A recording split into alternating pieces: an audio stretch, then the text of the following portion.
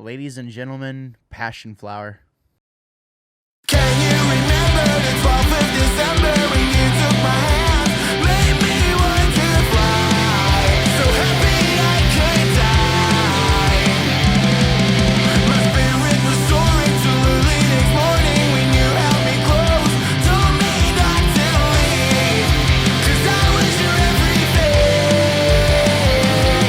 If I could paint you a picture to show you your beauty, I would. Give me the words and I'll sing you a melody. Because you and me, we make the greatest harmony. Loving you in the air breathing. You're picture perfect, but baby, you're worth it. So look at me now. No matter what the try, we could be happy if we tried. If I could paint you a picture to show you your beauty, I would. Give me the words and I'll sing you a melody. Because you and me, we make the greatest harmony. Loving you in the air breathing. And I promise I will love you until the day I die. As long as you're here with me, I know I'll be alright. You are the one I dream of when I'm asleep at night.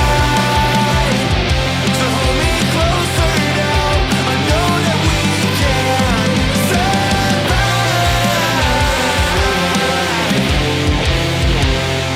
If I could paint you a picture to show you your beauty, I would. Give me the words and I'll sing you a melody. Because you and me, we make the greatest harmony. Loving you in the air breathing. If I could paint you a picture to show you your beauty, I would. Give me the words and I'll sing you a melody. Because you and me, we make the greatest harmony. Loving you in the air breathing. Loving you in the air breathing. Loving you in the air breathing. Girl, I'm loving you in the air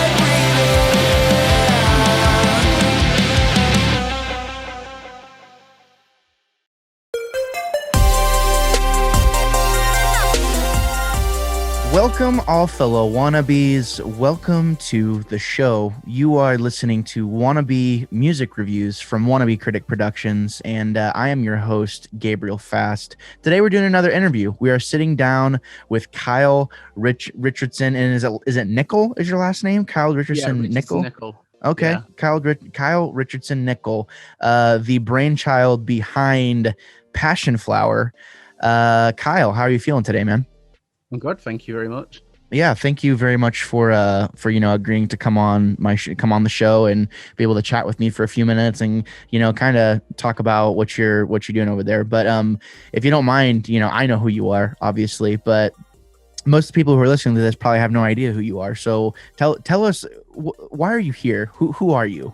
Who am I? Yeah, God. So I like to call the genre post emo band.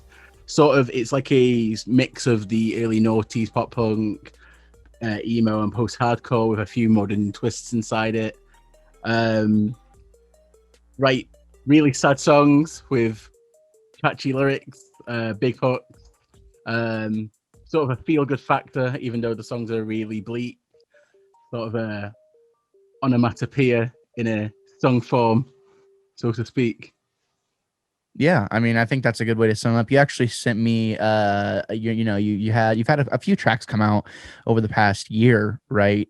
That have done relatively well and are really, really good songs. You had your most recent one, which the name escapes me for some reason. what was the name of your most recent single?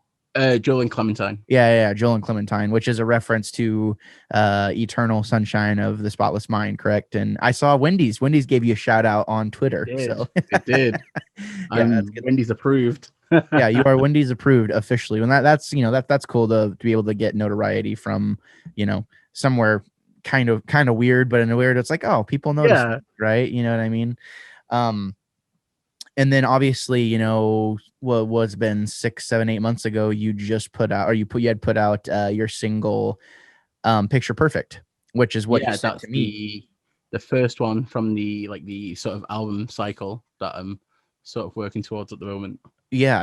And man, I remember getting that song, and I did a video on it, and I really, really enjoyed that song. And I think, whenever it kind of all came together for me that you had played everything yourself, it was just, there was a level of respectability I think that I could kind of connect with, because Mm. I kind of make I dabble, I do stuff on my own thing. Yeah. And it's a really, really good song. Both are good songs, and I can definitely see kind of the theme you're going towards, with the record and things like that. Which, by the way, what are the plans for the record? I mean, is it? When are we getting the Passionflower record? Just tell us. When's it When are happening? we getting it? I'm still working out all the details to give out a solid date because there's lots of other factors that I need to sort out for it. Like the album itself is done, it's finished. Like if all these other factors didn't have to come into play, I could just release it tomorrow and it'd be there out in the nude. But because I'm not able to just release it, i.e., with all the promotional materials, like with music videos and all the other bits, like that's a huge factor of promoting it and making it seen, especially at the moment where shows aren't really a Yeah, thing. Like I've got to rely on the song really and yeah, the packaging of the songs. yeah. No, that makes a lot of sense. And I mean, I've had a couple of people on within the past week or two that have kind of talked about, kind of spoken to COVID. That's got to be kind of a crappy feeling whenever like you have all these aspirations and like you want to put out this this record's going to be a banger, right? Like you sit down with it, you listen to it, and it's like, oh, this is the one, right?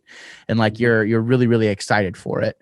And then COVID happens, and then pretty much Yeah, all of your hopes and dreams of playing these songs live, doing all this stuff, talking about it, interacting with your fans and stuff like that, you're just so limited, to how much reach you actually have. And I've talked to this about a few times with other people.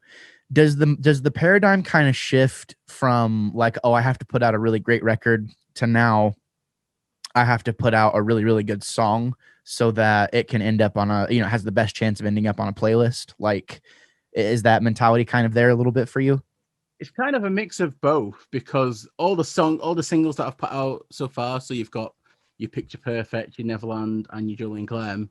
They all even though they all sound different, they all blend the same, and it's kind of the same with the rest of the songs off the album as well. So when it comes to choosing a song to put out, it's kind of difficult because the thought process of the writing.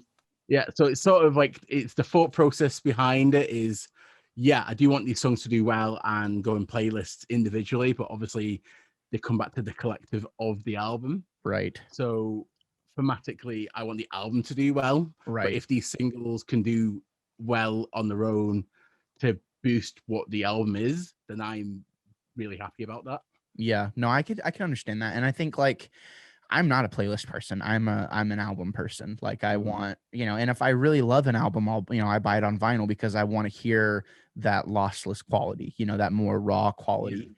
And to me, like I remember hearing Picture Perfect and being like, oh, I would love to have, like a little uh not a 45, but just a little like sample, right? Like one of those sample vinyls to have it like that. I think that'd be a super dope song to have on vinyl. Um, and I think another thing I've been hearing about, is how people they'll have an idea for like a full record, but they only release part of it, like in one part of the year. So like they'll put out 4 songs, and like that is like the strict mentality is like, okay, we'll put out three or four different chunks of this album, and then try and get them all on playlists. And then hopefully whenever we actually release the full deluxe edition with a couple extra songs, people all come back to it, and Yeah. it'll have the best chance of like kind of piggybacking off itself and stuff like that. So it's kind of cool to hear, somebody who is more kind of on the up and coming and like aspiring to be something bigger, talking about kind of like what the mentality is and like the best strategic way to kind of approach it. How has your audience responded, to the past couple of songs? Like, this is, to my knowledge, this is the first stuff you've ever really put out, right? Yeah, so even though I've been around for a bit, I've only just kind of been releasing music the past year. So I've been the fear was, especially with Picture Perfect being the first single, how people will react to it, and like how it'll come across and how it'll be perceived. And Picture Perfect got on like a house on fire, and people really really enjoyed it, and the feedback was really positive, which obviously made me feel really good because I was so anxious about releasing it. And that's me every release week. Like, I just sit there at my computer like, oh man, how are people gonna react to it? And then the same with Neverland, because really the sound is complete. It's sort even though it's the same, it's different. So like Pitch Perfect's more of this easy breezy, oh, it's a love song, oh, it's very pop punk. And then you've got Neverland, which is like, oh, I'm so angsty, Yeah. oh. And Well, then like, I think, the vibes for me, it was kind of like a I'm not okay type vibe for yeah, for Picture Perfect, which was, that's the highest praise I think you could give someone who's attempting to do something like what you're doing. And it very much felt like, you know, there's more to the story type thing, and which I really appreciated in that. But then yeah, I mean, it's a completely different feeling within even the next two songs. Like, it follows a theme, but it also is like, oh, there's more here than meets the eye. This isn't going to be a pop punk record, really. It's going to be kind of like what you're saying, like post emo, like it just kind of encapsulates that entire genre and all of its subsidiary genres that have branched off of it. And I think it's, yeah, it sounds what you're trying to do, I think, is really really cool, and it's got to be hard whenever, I think that speaks to how it's going to be impactful for other people, is whenever you just sit there and like kind of stew about it, and you're like, oh god, like how's this gonna go over. I think you're at least going to touch one person's life with something that that you yeah. put out, which should be the goal, really. I mean, one that person, that right? that is entirely the goal. Like for me, these songs that I wrote, like really coming up to 4 years ago now, like come from such like a dark place. Even the more happier sounding songs where they sound more hopeful come from such a awful part of my life where I felt so hopeless.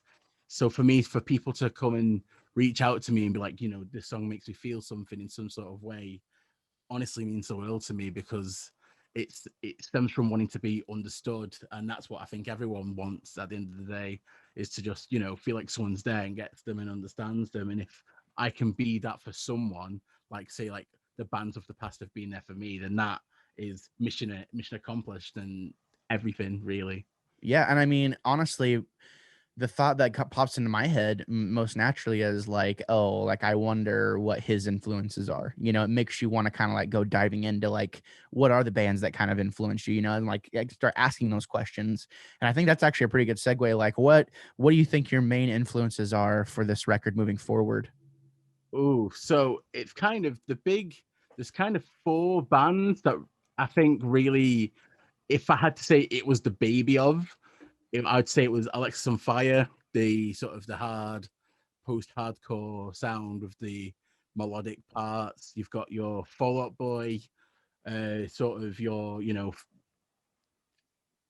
Hit This to Your Grave to Infinity on High era, kind of, because that for me is peak Fall Out Boy. That's my favorite era, songwriting wise. You've got the U to sort of the weird kind of intricate bits, and then you've got Say Anything for sort of the skeptical, analytical sort of play. Yeah, I think I mean, that all of those influences, I mean, you can definitely hear that those are present for sure on these songs.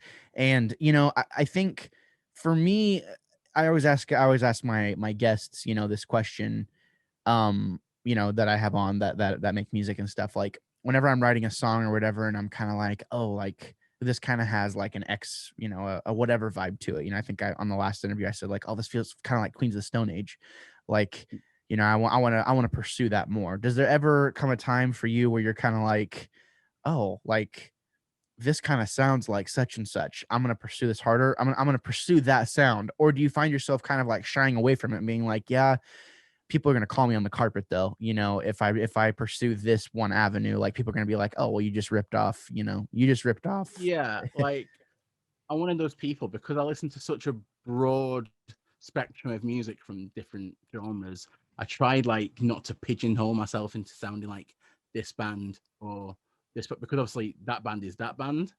So I don't want to be like the 20th like Neck Deep ripoff or the 50th like um My Chem ripoff, or I want to kind of do something where I can honor my influences, take what I think are the best part of those, and kind of incorporate those into like my music to kind of and that kind of make what I'm about a bit better, if you know what I mean. Sure. Yeah, no, absolutely. You don't want to be generic, and you don't want to be, you know, one of my favorite things to do. And I think no idea is original anymore. God, I get really burpy. You know what I mean? Like no idea is original anymore. And I think you're going to always have those things where, because whenever I listen to music and whenever I'm like trying to put together a video, and my thoughts for video, I naturally gravitate towards what's the most easiest thing to talk about. And to Yeah, me, the easiest thing to do is compare someone else to something else. And it's like, oh, I really appreciate this track because I kind of have this type of vibe to it. Or, throughout the record, I kind of feel this vibe. I don't think you're directly saying like, oh, they sound like this person, but in terms of how the other band makes me feel, it kind of correlates to, this other product essentially that you're yeah, that you're kind of indulging in. And that's, I think that's also, it can be tricky sometimes because I'm sure I've said stuff in reviews that if other bands had ever heard, they'd be like, oh, like I don't really like that. I don't really take that as a compliment, but that's kind of where having an opinion comes into play and things like yeah, that. But I definitely, I think the cool thing that Passionflower has going for it is that if you have an interest in any of those genres, if you have the interest in the Fall Out Boy, if you have the interest in the My Chemical Romance and the Used, if you have the interest in, Panic at the Disco or anything that kind of all of those things branch off of, I think you'll be able to connect with the music. Which it sounds like that's kind of your goal, is to get people just to connect with the music. And yeah, what better way to do that than to kind of pander to those various interests. And I think that's, the music is kind of doing that. um what would you say the hardest part has been, in kind of trying to craft this album and really even craft the singles? Like what's been like the most taxing on you as the creator? I guess really kind of doing everything myself. Like when you're in a band, you've got like 3 or 4 different dudes all contributing ideas. You may have like some sort of management who also contributes ideas and gets the ball rolling in different ways. So I guess for me, the hardest thing is kind of wearing all of the hats rather than just wearing like maybe 2 or 3 of the hats. Um, Especially like because I'm one of them people that I am so critical of myself, especially when it comes to my like songs and like being creative. Because for me, there's loads of people that can do it better, but then no one can do it like me in the same way. Like I do me best, like everyone else does the self best. So I find it difficult just to keep up sometimes. But then it's also fun to grind out. Like I can come up with an idea, I think it's really good, and then keep listening to it, and then you know the one time out of 10 that I listen to it and think it's not good, that's when my analytical brain will come on and be like, right, so what can I fix? What can I improve on? And that, sometimes that's hard as well because just to figure out what the process is and creatively and sort of try and defeat like make it different every time, so it's not just the same song but rehashed 7, 8, 12 times, you know what I mean. Right. um so sort of adding to the arrangements and see like what I can divvy out and make different is also quite difficult as well. Yeah, and I mean, I can only imagine, you've been cooped up in your apartment for the past year, right? So, Mhm. whenever you don't get different, whenever you don't get different, don't, whenever you don't get different things to look at and different things to experience, you know, your music doesn't get affected as much because the things Yeah. you're experiencing, you're directly influenced by your surroundings. So, that makes a lot of sense. And you spoke to something whenever you were talking. I was literally thinking like, I'm gonna ask him, or I'm gonna say this thing, and you basically said it best. It's like it doesn't matter really if someone's better than you. It doesn't matter if someone's a better drummer than you, like, or if they can play play the part better, quote unquote, or they're more talented.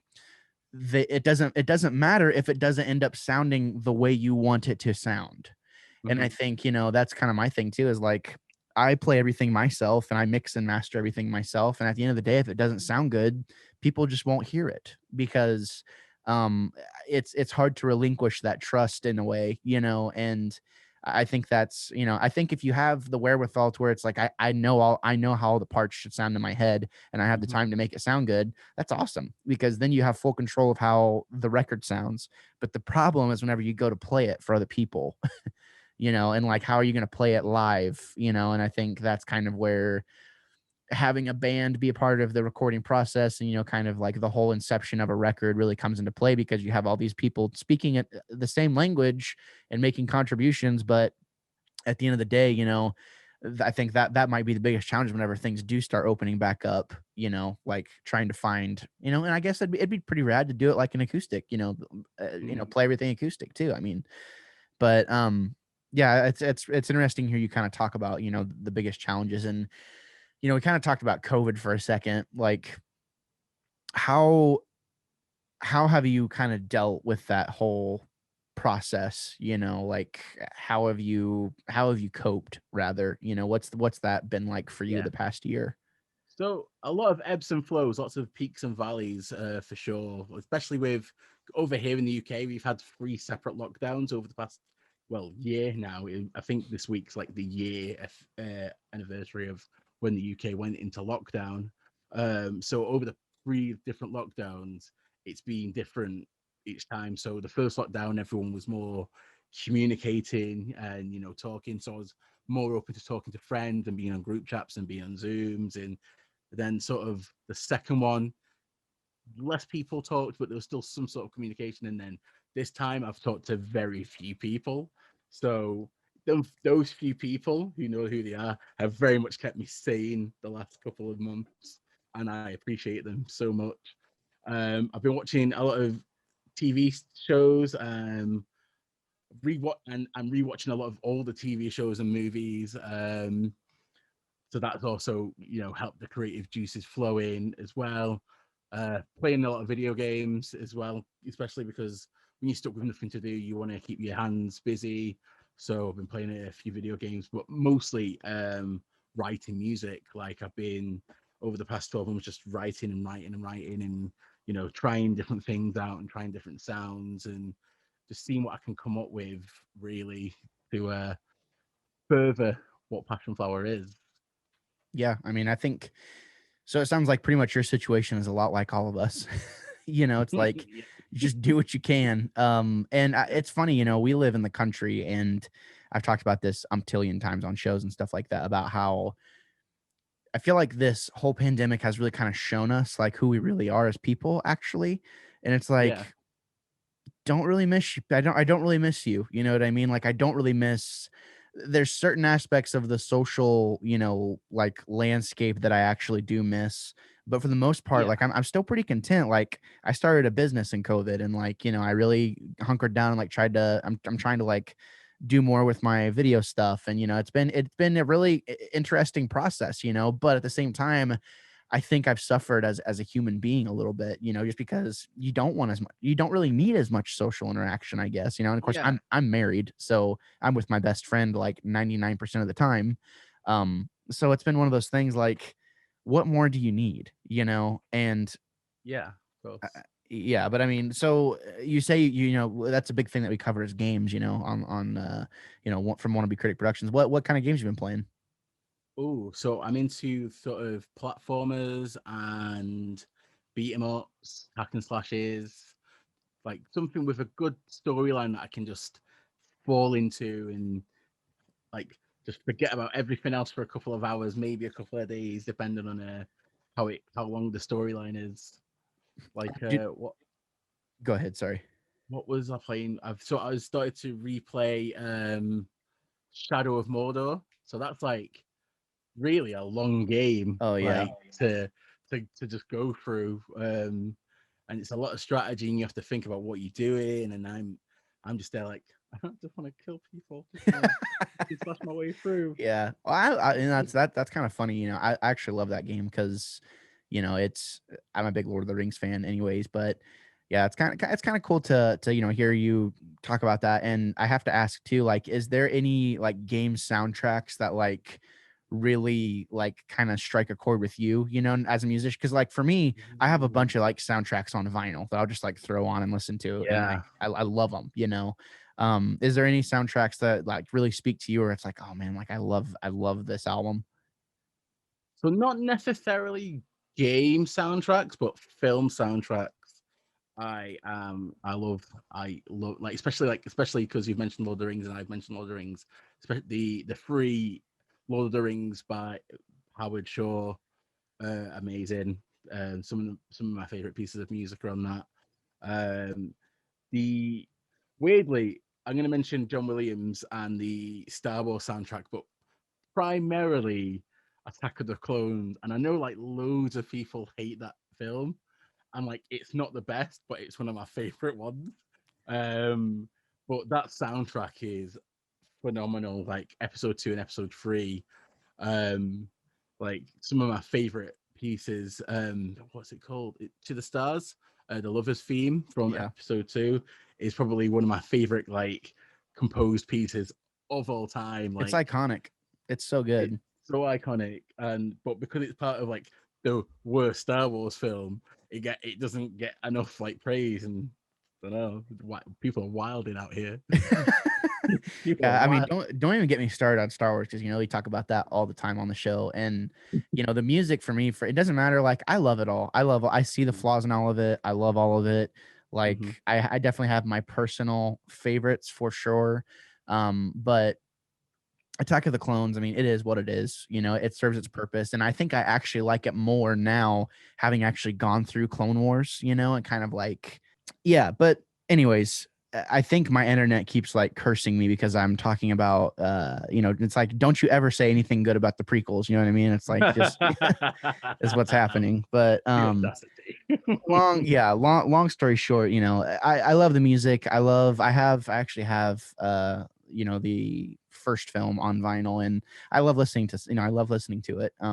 But it's nice to know that you're a fellow Star Wars fan, you're a fellow gamer as well. And some of my favorite pieces of music ever are from gaming soundtracks. And there's just something about it, man, like that just kind of sucks you in more than anything else, really. And that's why I don't watch a lot of TV. Like I like to stay busy doing something, even if that's just progressing in a game and stuff like that. And you might be able to relate to that. But what's like your favorite thing to do? Do you have anything outside of like TV watching where you're just like, okay, this is kind of like my safe space. Like this is what I want to do to like unwind a little bit. Like what is like some of your favorite things to do? Like for me, like I love grilling. It's like I can think, I just like to think about whatever, and I'm just focused. I'm like hyper focused on that one thing. Like, do you have anything kind of outside of a screen that you enjoy doing for you? I love going on walks. Like I love just like I'm fortunate because where I live, there's like little bits of Greenland that I can just go and explore for a bit. So I like to just go out and just go and immerse myself in nature. Mostly by myself as well, like just throw on some headphones and just go wander for a bit with no timelines, no time constraints. Just go see how far I can go before I'm like, oh, I don't know where I am anymore. um, I think that's a good thing that people should do. Like I'm guilty of not doing it as much as I used to do. But now like now the weather is getting warmer, so I'm now more inclined to go back out and just explore a bit more again. So I'm looking forward to just getting out there again and just going for long walks and getting lost. Yeah, no, I bet. And I'm not really savvy to what the situation is for COVID right now over there. Is there, I mean, when is it looking like you're going to be able to get back out there and do stuff again? I mean, is there any Yeah, so updates on that? it's a weird one. So as of yesterday being Monday, we were allowed people to sit in our back gardens or up to a group of 6 in your back garden, which is nice if you have 6 people to invite over. We're reopening non-essential shops in 3 weeks, the 12th of April. So that's like when most businesses are going to be reopening and stuff. And I think they're saying for the COVID roadmap that it's going to be sort of June where shows and really everything's going to be reopened again. I'm skeptical because they've done it before and then really quickly changed their mind. But I'm also really optimistic and hoping that, you know, we can have some sort of normality society wise, because I think really a lot of people do need that. I was fine because before COVID, I was a hermit. Like I went to work, I went home, and maybe once a week I might see some friends. and, but really, I'm comfortable in my own company. So really, COVID's been not amazing, but like I've managed to cope with it quite well by going, well, really, I didn't see anyone anyway. So the the missing people thing isn't like major. Like it's like a little bit because it's not more. It before not going out was more optional, but now it was like kind of more mandatory. So I think when like the world sort of does reopen up, I'll probably take more opportunities to meet up with more people and go see more places and do more things. Right. Yeah, that makes sense. And I mean, there's only like I miss going to grab a beer with friends, you know, and I miss going to the theater. That's like the biggest thing I miss, I think, is going to the movie theater. Yeah.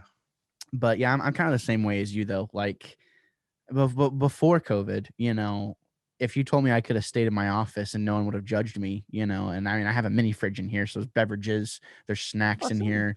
You know what I mean? Like if you're telling me Yeah. like there was going to be a time where you could literally not be judged for just staying in your office all day, every day, I would have said you're full of it. You know what I mean? But Yeah. here we are, you know, and look at us go. It's a new normal at the moment. Like there's Yeah. some people that haven't probably wore like proper pants in a whole year, like having pajama buttons or doing them Zoom meetings with no pants on whatsoever. Yeah, Uh, no, it's true. I mean, I wore pants for the first time in a long time, a couple of days ago for a special event. You know, just kind of out of respect for the event and things like that. But yeah, I mean, straight up gym shorts, like at all times, you know, and comfort level is at an all time high. oh, it is. It Yeah, really is. but I covet the days where I can wear jeans regularly and it not be like a special occasion. It'll be like my everyday thing again. yeah, no, it totally makes sense. I have to ask too, you know, this isn't directly related to music, but you know, you're over what part of the UK are you actually in? So I'm in the northwest of the UK. So location wise, I'm in between Manchester and Liverpool in a town Okay. called Warrington. Okay, nice. So is there like, you know, I'm a big beer fan. Well, you know, we have a show that we used to do called Beer Bros. And I have to ask, like, is there any breweries over there or anything like that? Like, are you a beer fan at all? I mean, I'm curious, like in that area, you know, what do you got? What are your options? Yeah, I think so. Mostly the breweries will be sort of your Manchester and your Liverpool, the two big sort of metropolis like cities. I think we've got a brewery in Warrington called Forties.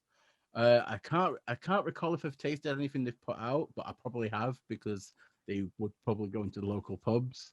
But no names of the beers jump out at me, so I might not have liked them as much as other beers. Okay, right on. So, like, do you do you have like any sort of food like preferences? Like, do you cook much? I mean, do you like Mm. in terms of like customs? Because I've talked to the Reckless guys before. You know, we did like a British slang episode. You know, but I'm actually super interested like in the culture of what it's like over there. You know, because I mean, Yeah. I'm interested in what it's like. You know, so like, what is your like routine look like in terms of like cooking and stuff like that? And you know, like what are some like popular dishes that are over there? So really, obviously, with the UK kind of being like the world colonizer, like so everywhere like they've taken something back with them. So it's quite interesting what British cuisine is. So obviously we're probably most famous for, having tea and afternoon tea and stuff like that, and fish and chips, which is really good. And if you've never had fish and chips, you should, because it's amazing. It's so good. Fish and Everyone loves it. fish and fries, basically. Is that pretty much what it is? Like fish and it like friendship, so like it's funny because like over here, fish and so chips are like thick fries, so they're specifically just called chips, and we have fries which are fries.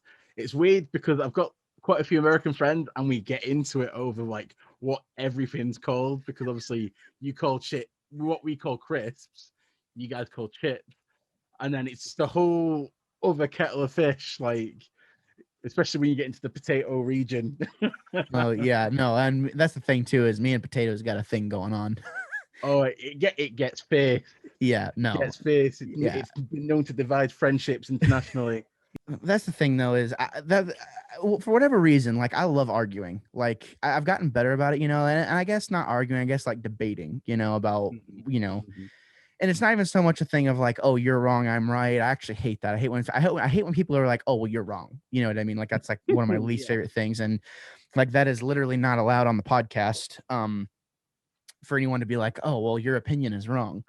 Now, factually, you know what I mean? Like whenever there's little room for interpretation and like little room for whatever, it's like, no, factually, like this is how it is, then Mhm. that's kind of a different story. And if someone's like hardcore disagreeing with me on the facts, then they're not reasonable. And I don't want to waste my time trying to like, have a discussion with them, because there's reasonableness and everything. But when it comes to potatoes and potato classifications, I don't care. To me, it's just a potato. You know what I mean? But Mm. like fish and chips, I've never had traditional ones. I've had them, like Americanized, obviously. Like I've had Yeah, American versions of it and stuff like that. But now I do have to ask, like, do you sit down for afternoon tea? I do not, and I have never sat down for afternoon tea. I am not that dude. Is that kind of like a proper type thing? Or I mean, do a lot of Yeah, people, I mean, what, like, do a lot of people do that? like I mean, it's quite a common thing. It's not like an everyone thing, but it's more of a higher society, more of a middle class to higher class kind of thing, like working class people. Uh, you wouldn't really catch, sitting round in a garden going, "Oh, tea!" Like it's not a thing we all do. And like literally Uh, anytime, like British television in general, like anytime they're just showing it off, mm. it's like that must be how it is. You know what I mean? That's really funny. Listen, I Yeah. have massive hands. I don't have time for tiny sandwiches. Yeah. Like, give me a Yeah. foot long or give me nothing. Yeah. A foot long. I go ham or not. Like that's it. Exactly. Like, Yeah. No, that's funny. go Yeah. I hard or know. go home. Yeah. Yeah. Exactly. Go ham or go home. These crustless tiny sausage. Mm. Yeah, no, I've always been curious, and it's been funny. I've wanted to get the Reckless guys on here before, kind of talk about it a little bit more, but obviously they're busy and so am I. But it's nice to be able to talk to someone from that area that can kind of shed some light on, you know, what it's like over there. Um, Now one thing that I've seen before, back to the music discussion, I've always seen, or what it seems to be like, a really supportive kind of dynamic in terms of like the music scene. Like, so like here in America, everyone's competing with each other. Like it's all Yeah. competition. It's all like, oh, well, this got this many numbers, like, and this got this many likes, and blah blah blah. Blah. It's all about that. Whereas it kind of seems like in a different, over in that area where you are, it seems like there's a pretty much. It appears to have like a bigger support system, especially for like Yeah. local music. Can you kind of speak to that a little bit? I mean, what have you found to be kind of the norm with that? Yeah. So for me personally, because I live in the middle of two big cities, I kind of, and there's not really like a punk scene in Warrington. Like there's the true punk, and then there's what I'm doing. So even though I'm friends with those dudes, I'm kind of not in that main circle, if you know what I mean. And then the scene at large in my town is more of an indie rock kind of thing. So again, it's kind of I'm in it, but I'm not in it. So I more gravitate towards like the scenes of the two bigger cities, which is quite nice because actually they blend together quite well as well, especially like Liverpool. Like they're really friendly and welcoming. Like that's where like the guys in the K come from. So I'm like good friends with them and like loads of other bands from like that region. And sort of the same with Manchester as well. Like there is like this big sense of community sort of around the area, and it's not real. I don't feel like there's this big competitive thing, but I imagine that some bands or some people internally would be quite competitive. Like, well, that band got that many likes. We need to get this many likes on this post, or they got this many views, which is, fine. 'Cause, a little bit of healthy competition makes people grow and, want to strive to be better. But really, like, just everyone should just be chill. I think, like, if you're all putting out good music and Yeah. people enjoy it and you enjoy doing it, then it's all chill. It's all good. Yeah, no, it is. I agree. And I think for me too, I think it also kind of like just watching other bands. Like I think about, like, have you heard of Magnolia Park? Yes, love Right. Magnolia Park. So super good music, right? And just there's things like I think there's kind of like a built-in need to want to try and do the best you can. And I think that can kind of come across as like, not condescending, but a little bit of a superiority. Like it can kind of come off of that way in Yeah, some ways. Like whenever you put out a tweet and say like, oh, like we have some welcome to the Black Parade level stuff coming out, like my mind immediately, that's like a red flag for me. This is like, I don't know if I mhm, want to invest time in you, because why would you say that? Like, why would you, kind of attach a gravitas to you? And I get it. You're trying to build hype around something that you're doing. yeah. And I think that that can be a really tricky thing. So like for you, you posted something this morning that I totally believe in, which is be your own hype man. Because if you can't be your own hype man, why should anyone else, right? Exactly. Yeah. So can you kind of speak to that a little bit, like what that's been like for you? You're self-promoting, you're recording everything yourself, you're sending it to like mixing other, you let other people mix it and stuff like that. But or maybe other people master it. Is that what you told me? You mix it, you do So, like a rough mix and then they master it for you. so in terms of like the album and how the album went down, so I kind of demoed it for a long time, and then I got in touch with the producer, Matt Heat, who works out of Stuff Studios in a place called Cone. And he's really good. He's done loads of really good work with loads of really good bands. And obviously, like I've sent him these rough demos, and he's like, right, okay, cool. Come to my studio, and we'll track it properly, and we'll work together, and we'll do the bits. So I went over and I tracked all the stuff there, and he's mixed it, and he's mastered it, and it sounds phenomenal. It sounds so good. Um, and yeah, like I don't think half these songs would sound half as good if it wasn't for him putting the polish on it. Like that I'll say that forever. Like he's so good at what he does. Um yeah, but in the terms of promotion, like really, I have to kind of learn by watching other people and see what works for them, or how I react to what different people post. Because I don't know, again, it comes down to this self-doubt thing, and which sort of turns into a self-worth thing, which you don't really want to get too into. But if, especially because it's just me doing it, it's a lot of effort, so I have to put a lot of more force into it to see like how it goes. A lot of the stuff is kind of that I post at the time is kind of how I feel. So I'll only promote things that I really enjoy, like or enjoy, or especially when it comes to bands and other bands as well. Like, I for some people, like some of my friends in different bands, I am ride or die for them. Like I will support them no matter what. Like endless. And I feel in general, there's not a lot of people that are like that. Like lots of people are very, give to receive, which is fine, but it's not.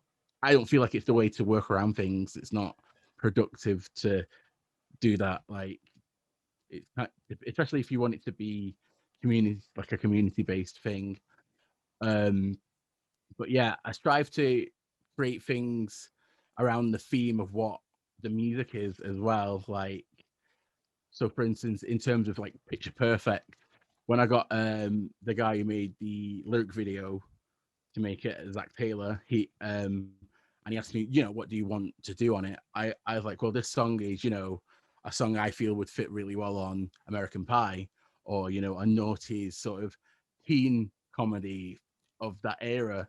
So when you're making me this lyric video, could you include films from that time in that period? And we we made a list of those kind of films, and then I said, also I want to kind of add in a tie into a future single, and then got him to add in some scenes from Eternal Sunshine, which obviously ties into the newest single. So kind of everything sort of a tease towards something else in terms of promotion, because nobody wants us to be the big things are coming band, because you've seen it so many times where bands are just like big things are coming, big things are coming. Like I don't like I want the music to speak for itself. That's the best promotional tool for me. Yeah.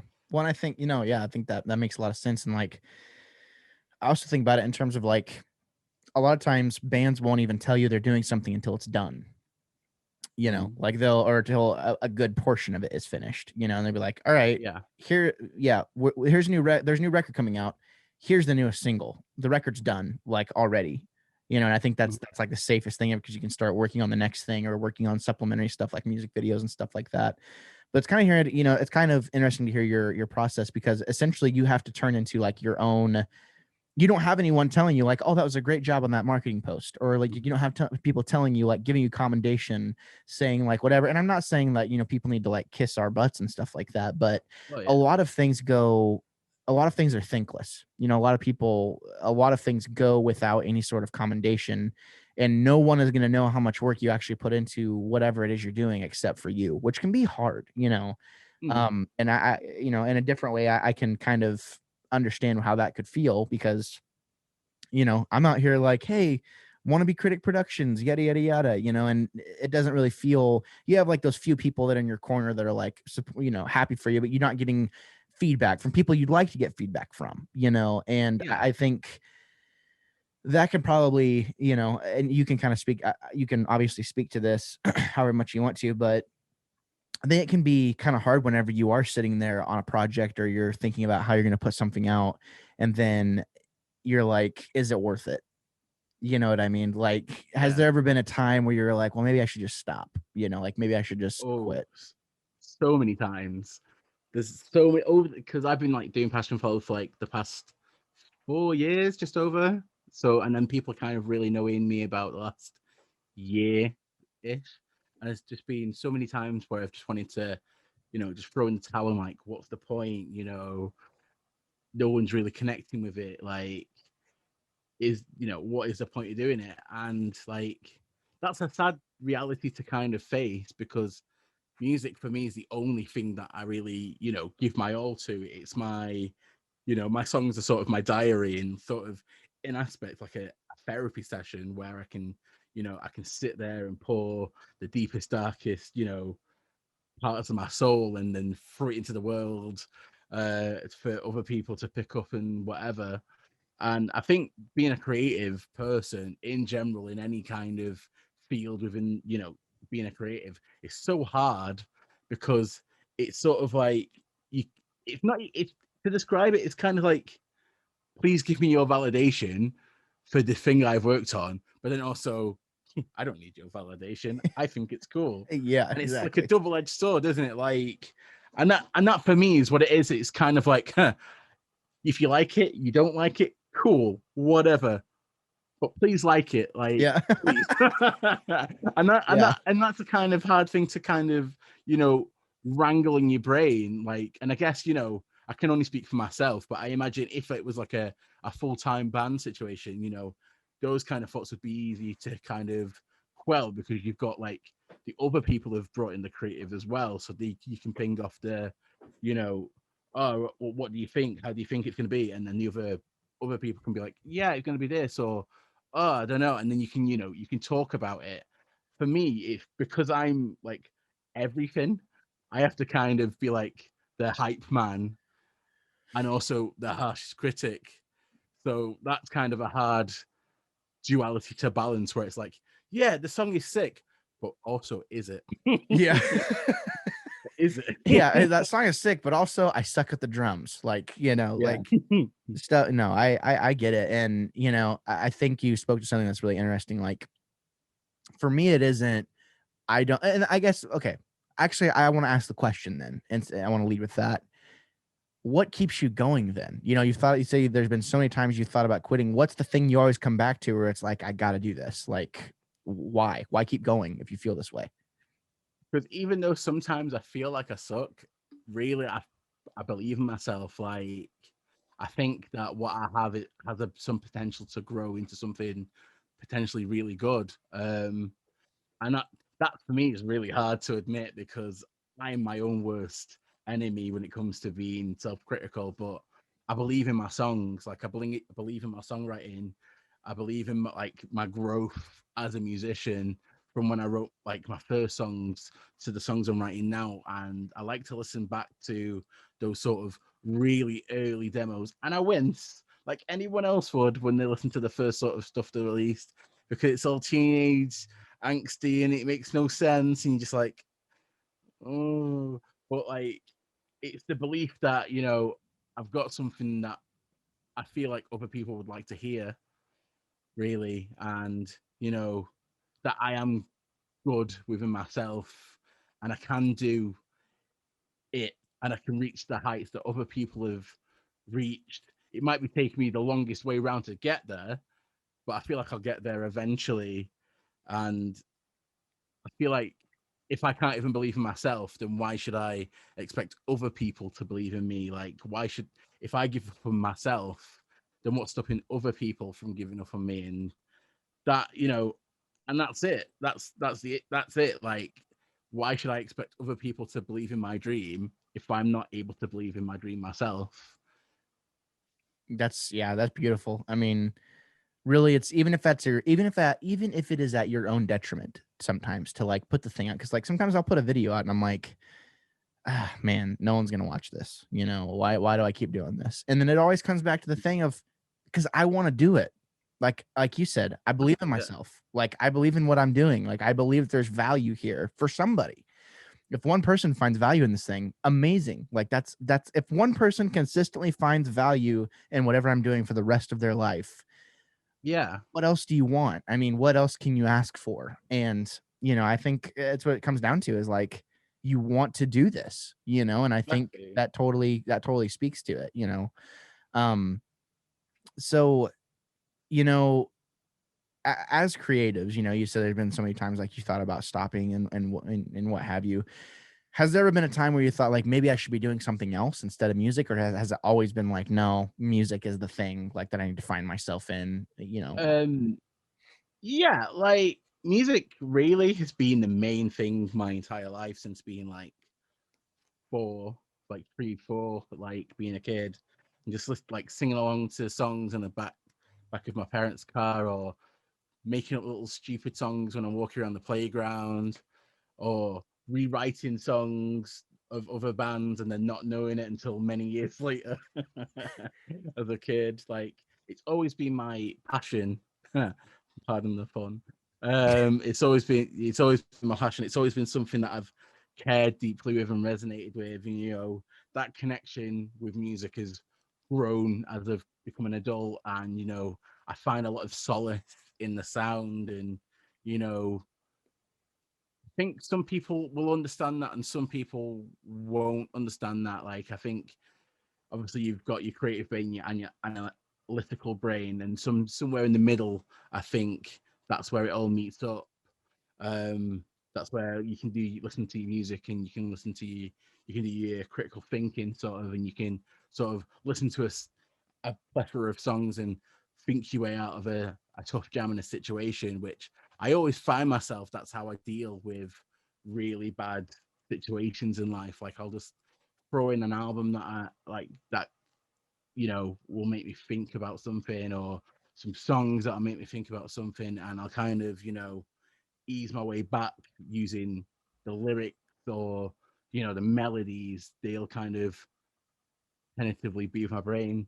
So I think I'd be useless at anything else. Like I couldn't ever see myself being like a real adult with a real adult job where music isn't part of my future. I love hearing that. I love being like, like for me, I mean, we all have to have that, it's almost like the alter ego, right? It's like, oh, like I'm Batman, but I'm really Batman, but I have to do this other thing too, like to kind of like balance it out. And, for me, it's like, I want to do this, and you want to be playing music. You want to be doing the things that you're doing right now forever, like to make a living. But there's also the other thing where it's just a matter of time. Time is the biggest variable. There's a saying, and then this kind of keeps me going. It's like there's a saying that says it's not a matter of if you'll be successful if you're putting effort into it. It's a matter of when.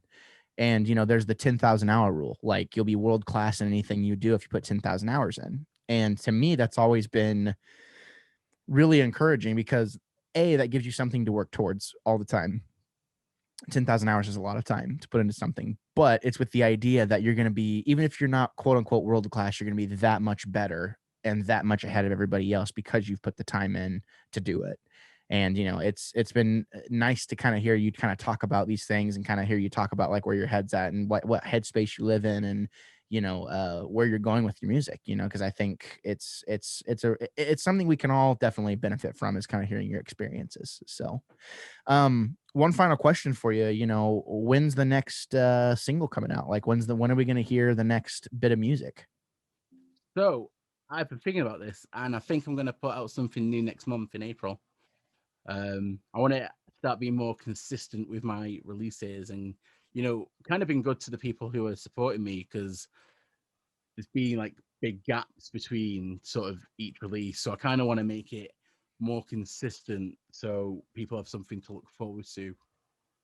Well, there you go. You heard it here first, ladies and gentlemen. Next month, Passionflower is going to have a new track, a hot new track. So, Kyle, I have to say thank you so much for coming on the show today, man. I really, really appreciate you giving your time. I appreciate you taking the time to answer my questions and ramble and talk about potatoes and tea and, put up with my digression, because that's what I do. I just, whatever comes to mind is whatever I ask. And then pretty much whenever it's like, okay, I don't have any other questions, then, it fizzles out. So, what, at the end of this, we're going to put a song. And I think if you don't mind, I'd like it to be picture perfect. So Okay. are you good with sending me a track, that I can use to show the good people that listen to Wannabe Critic Productions? Of course, yeah. Fantastic. That's awesome. Before we go though, where can people find you? What can people follow you on? Plug all your socials, do all the stuff. Yeah, so I am pretty much everywhere. I'm on Facebook, Spotify, Instagram, Twitter, TikTok. I'm on there doing silly dances like everyone else. At Passionflower UK, but with none of the vowels because I'm edgy like that. Yeah, that's where I am. That is the place to be. There it is. There you have it. That's where you can find Kyle and all the things that he's doing. He's doing great things over with Passionflower, and I very much look forward to seeing what comes in the future. Before we go, try and save the housekeeping towards the end of the show these days. I wanted to give a shout out to our Patreon producers for the month of March. We have H Wax Bar, we have Sage and Clove, we have Luke Collins, we have Zoe Chanel. Don't forget, you can go over to patreon.com/wannabecritic, and honestly, there's all kinds of tiers. There's like just the tip jar tier. There's the early access tier. There is the request tier, and there's also the producer tier. And what seems to be the most popular, or what seems to be the least popular, actually, is the request tier. But I wish that would be, kind of what people want, because it basically ensures that you get to see me react or do pretty much anything, at the request tier each month. So there's 10 of those available. There's 9 of those available right now. But honestly, if you made it to the end of this and you're listening to the show, I really, really appreciate it. Like, that's all I could really ask for anyways. But, we talk about taking things to the next step. We talk about doing things in such a way to where you can have a layer of credibility, and Patreon is always going to seem like the natural way to do that as of right now. So thank you all so much for tuning in. Definitely check out Kyle with Passionflower and all the stuff he's doing over there. And before we go, check this out. Say goodbye, Kyle. See y'all later. Have a good evening, good day, good vibes. See you in a bit.